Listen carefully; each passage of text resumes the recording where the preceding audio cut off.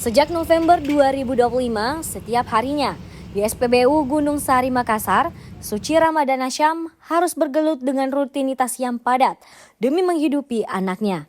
Dengan sistem kerja 6 hari masuk dan hanya 1 hari libur, ia menjalani profesinya sebagai operator SPBU dengan penuh tanggung jawab.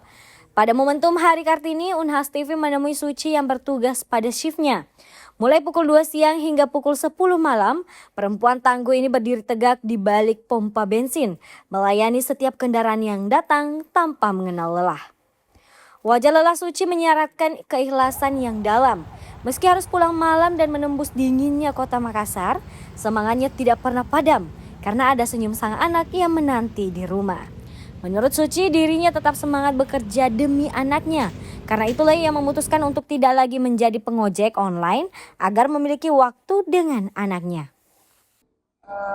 Untuk mencari nafkah buat anakku. Terus pertama sebelumnya jadi Maxim Kak, kerja Maxim, iya. Ojek Maxim terus nah begitu semenjak kerja di sini udah aku buka mi aplikasi Maximku karena kalau aku buka kurang waktuku untuk anakku, iya. Jadi kan di sini masuk siang jam 2 terus pulang jam 10. Jadi kalau saya buka aplikasi Maximku pagi enggak ada waktuku buat anakku saja karena cuman memang seandainya bukan dia tidak kerja Kak muka bagian sama apa lagi. Kasihan kerja sama anak karena kan memang dari kecil kan dia tidak pernah memang ketemu sama bapaknya. Iya, dari umur 3 bulan.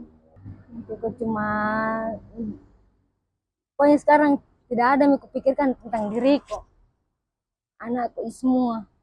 Cita-citanya katanya mau jadi tentara sih. Ya, makanya itu aku bilang sekolah, makanya aku suruh kasih sekolah, aku kasih les apa mengaji. Kan bilang kalau mengaji bisa lolos toh. Iya. Iya. Bisa ada jalur yang hafalan itu juga. Makanya kasih mengaji terus kan saya juga numpang sama kakak.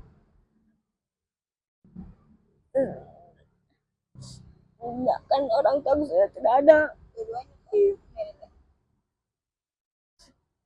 Seandainya tidak ada kakak saya tidak tahu kemana sama anakku.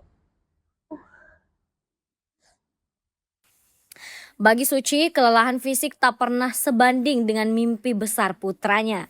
Ia telah menanggalkan seluruh ego pribadinya karena hidupnya kini adalah sepenuhnya tentang pengabdian kepada sang anak.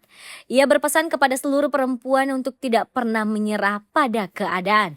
Baginya, semangat Kartini adalah tentang kemandirian dan keyakinan bahwa rezeki seorang ibu yang tangguh dan anaknya tidak akan pernah tertukar. Aminah Rahma Ahmad, Unhas TV.